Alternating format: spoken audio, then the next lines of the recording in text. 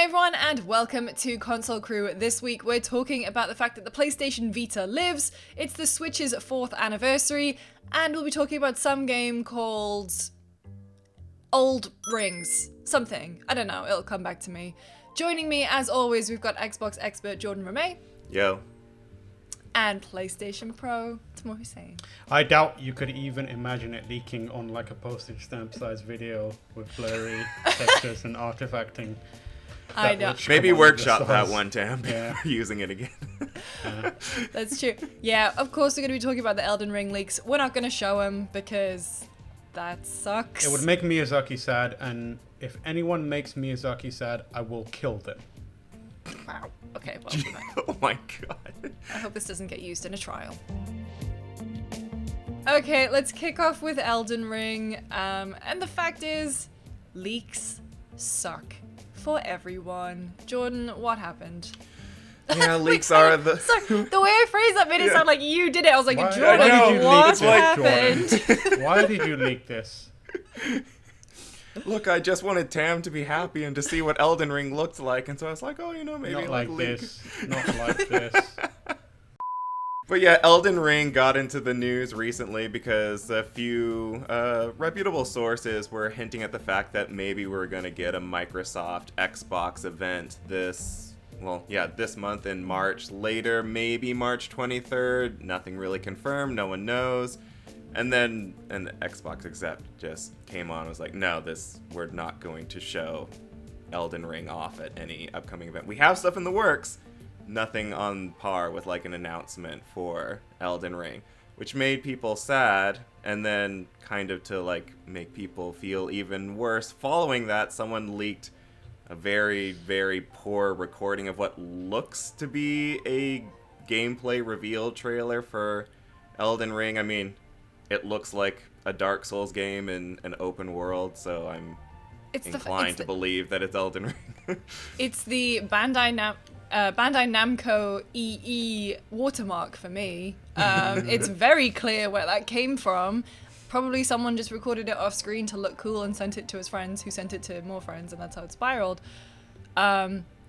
This is like so unfortunate, and Tam, I'm sure you could speak to this, is like, is this the way you wanted to see Elden Ring? Is the way that we wanted to find out about Elden Ring is because people were leaking like, Miyazaki and George R.R. Martin are working on something, and and I remember the leak at the time was like, it has horses in it.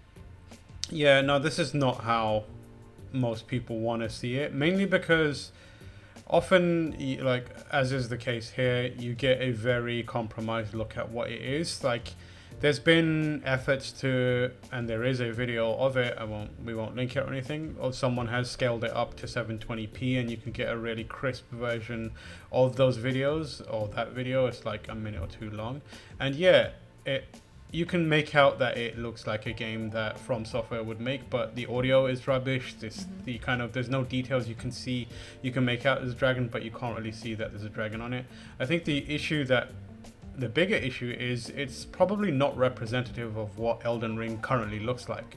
Often when these leaks happen, it's like a version from a little while ago, and other development cycles have come to pass, and there's been changes to it, and the thing that we're looking at apparently is quite old, and perhaps at this point doesn't look like what Elden Ring looks like in From Software's offices. There could be ideas in there that are, who knows, have been ditched, or maybe aren't like, as fleshed out as we may think it is. But all around, it creates unrealistic expectations and opinions of the game, and it also it reduces the creative kind of impact and control that the developers have. Obviously, people are going to say, this is just marketing, so what are you complaining about? Yeah, it is marketing. That's true, 100%.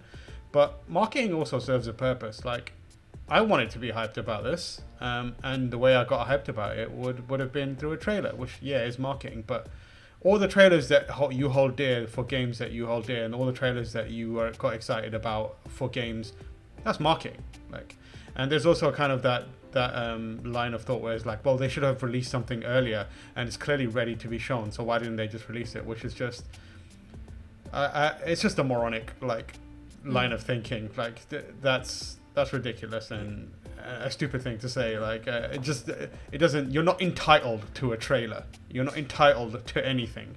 And that's the thing. It's like, you're not getting the best first look. Like you said, it's compromised and it's really bad quality. And so what are you getting from that other than the fact that you can say, oh, I've seen what Elden Ring looks like, right? We've seen this. It happens time and time again. Like, every time a huge leak happens, the tweets from developers are always just like, every time something leaks, like, morale at studios just plummets. Yeah. And you can see why, because people have been pouring their heart and soul into this for so long, and they want to show you it to be representative of what you'll actually play, or at least as near to representative. And so it sucks. And it's like, I'm hyped about Elden Ring. Like, Tam, God, I know you're hyped about Elden Ring, but it's like, this ain't it. Yeah, This is not how we want to see it. Leaks are the worst. Yeah, the issue you have now is like, developers that has leaked. Developers have usually, and publishers have a roadmap for when they want to start talking about things, and most developers won't break that. Japanese developers even less likely to break that roadmap. So right now, From Software is in a position where they can't address all the criticism or all the takes that people are having about it. I've seen stuff like, oh, it looks like they're just focusing on magic and it's going to be OP. And, oh, it just looks like another Souls game. And, oh, that you know, that area doesn't look good. This looks a bit rough. From Software can't say anything about that. Like, they're not in a position to do that. And like the same is for the publisher, which is a shame. They can't come out and go like, actually it doesn't work like that anymore. Here's what you're missing. Here's what you're not seeing in that weird magic that turns into a sword.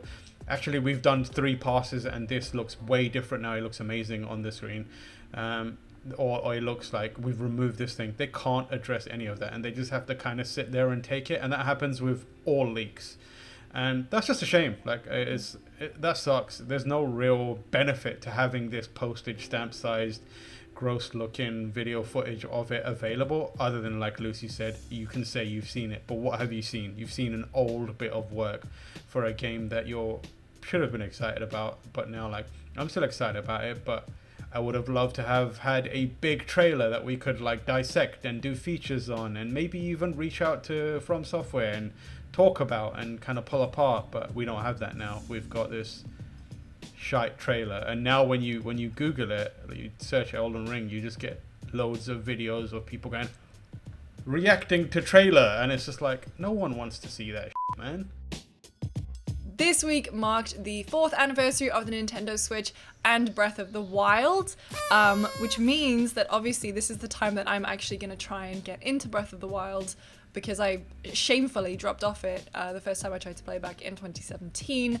But it's been 4 years of the Switch, a lot of incredible games. Honestly, like, I miss traveling, because that would be primarily when I would play my Switch most, because it was just this perfect on-the-go console. But I'm finally now in the groove where I'm playing a lot more of it at home. But it's got me thinking, because it's right there next to my Xbox and my PlayStation, is it time for that bad boy to get upgraded? Boys, do we think it's time for the Switch Pro? And what would you like your Switch Pro to have? I think it is time for a Switch Pro. I don't know. I don't think it's essential.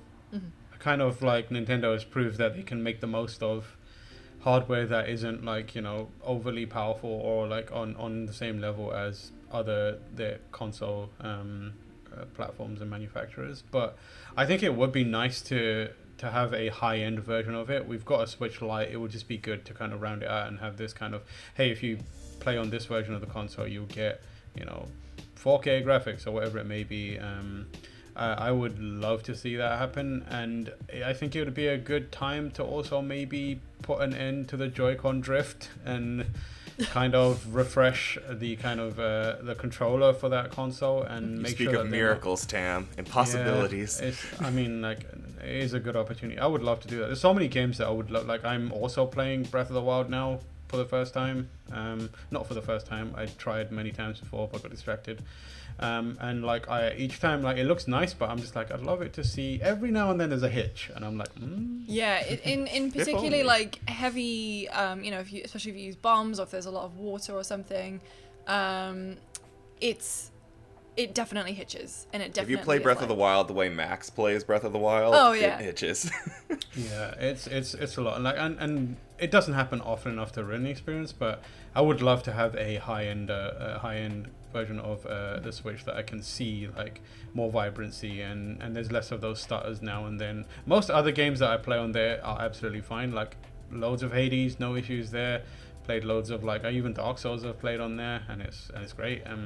But yeah, I don't think it's necessary, but I think it would be a good option, especially because like now that I have started playing on my TV, I'd like it to perform a bit better, so that when hopefully, fingers crossed, the world does return to normal, I can have like a dedicated high-end Switch set up at home, and then have my normal Switch, which throw in my bag and just take it around. I say it'd be nice to have a little more improvements on it. Like I really want an Ethernet port on the Switch. Like I know you can buy that little doohickey add-on to add an Ethernet port to it, but I don't want to add anything to my console when I'm playing it on the go. And now with games like Fortnite and Apex Legends coming to it and Splatoon 3 on the way, I'm like, just a way to ensure that my Switch can like consistently remain online and I don't have to play these shooters over Wi-Fi would be glorious. Well, that's the thing I was going to bring up, is that, you know, we've got more and more third-party developers porting things over to the Switch. Apex Legends is coming next week. But, you know, when these more graphically intense games do get ported over, you do have to compromise what they look like for portability. And so that's where I would love to see a bit more, you know, I'm not expecting PS5 Series X graphics on a Switch, but it definitely, a little boost in the power would be great. I think as well, for when the world goes back to normal. Battery life. Please. So I can play Silksong forever when it comes out on Switch. Final Fantasy 12 absolutely rips through that battery. So I would love to see that, or I would love to see some element of like just a better quick charge, you know.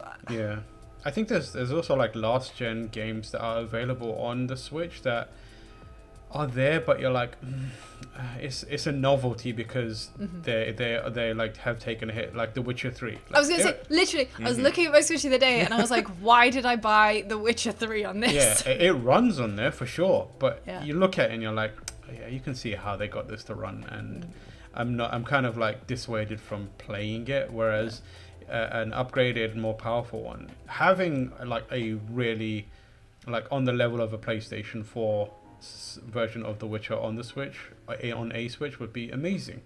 And that goes for like a bunch of other games like Overwatch and Apex and, you know. Do you think a more powerful Switch would be like the opposite of the Lite? It would be always the chunk.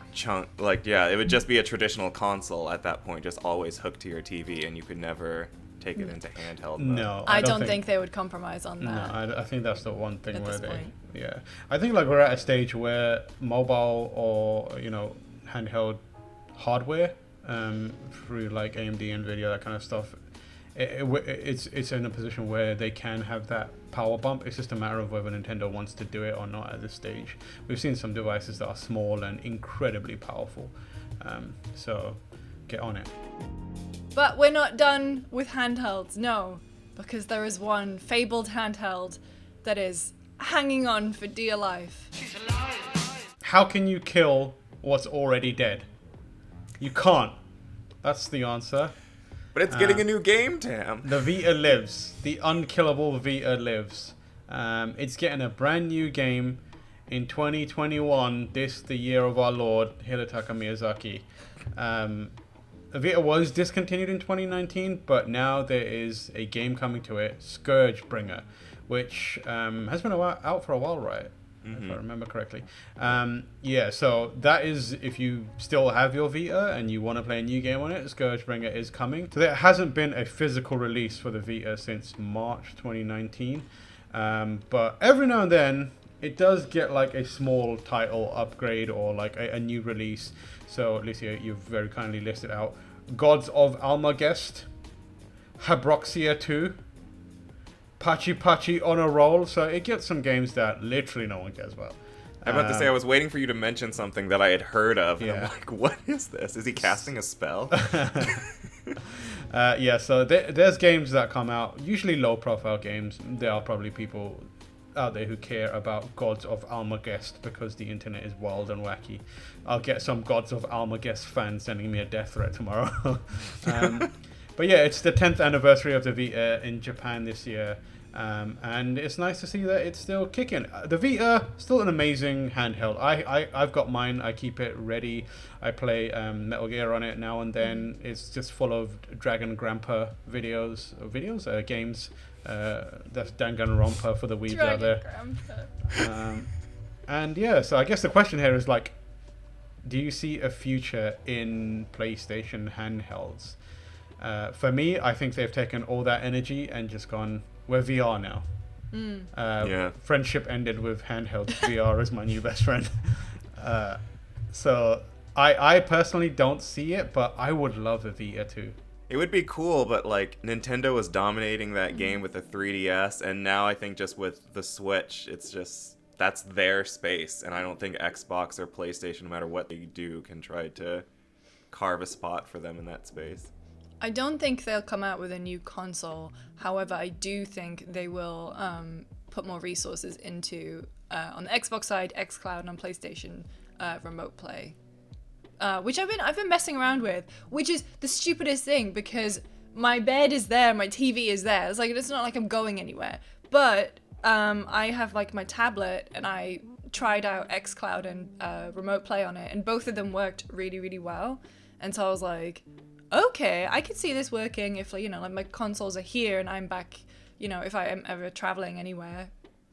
Don't know when or where, but, you know, I could just, like, remote in and that would be enough for me. Couldn't play it on a plane or anything, obviously, but then I just don't think they're going to I don't think they're going to do it. Yeah, it's like you said, VR is where it's at for them, and Xbox isn't doing it. Nintendo is sure as hell not going to do it. But well, you can use Labo. You can use Labo to Labo, make the little heads. Labo. Labo. I want you to name a single time you used Labo, Lucy. I paused Zelda the other day and it was like, use Toy-Con VR. And I was like, what the what? I made the fishing rod in Labo and it was very fun. Except it was like, don't lie to me, Lucy. Ew, I've got videos of it. It was like weirdly, well, because I love like crafts and so I mean, look at me behind me. Lucy loves crafts and That's my. Don't we all? That's my Studio Ghibli cross stitch I'm doing. I'm a crafty girl. I like Labo. I just have nowhere in my place to put it. However, if they, you know, did more Labo, I'd like it. Yeah, I wouldn't buy it, but I'd like it. I'd like it. I wouldn't buy it. I would admire it from afar. That's the classic. Like, that's some good cardboard. That right is the there. classic gamer. We want this thing. We want this remaster. All right, we've released it. I'm buying that. Are you crazy? What? No. I'm not paying $60 for this. We just want you to waste your money later. I've decided to change my mind. I think there's going to be a PS Vita 2 because, you know, manifest what you want in the world in 2021, and I want a Vita 2. So hashtag Vita 2 lives. Let's get it going. Vita 2 or Switch Pro, if either of them are ever going to exist, what would you like to see? Let us know in the comments below. Jordan Tam, thank you so much for joining me, and thank you all for watching. We're really enjoying being back, and it's really nice to read the comments where people are like, we're glad that you're back. So thank you for those. We'll be back again next Friday with another episode of Console Crew. See you then.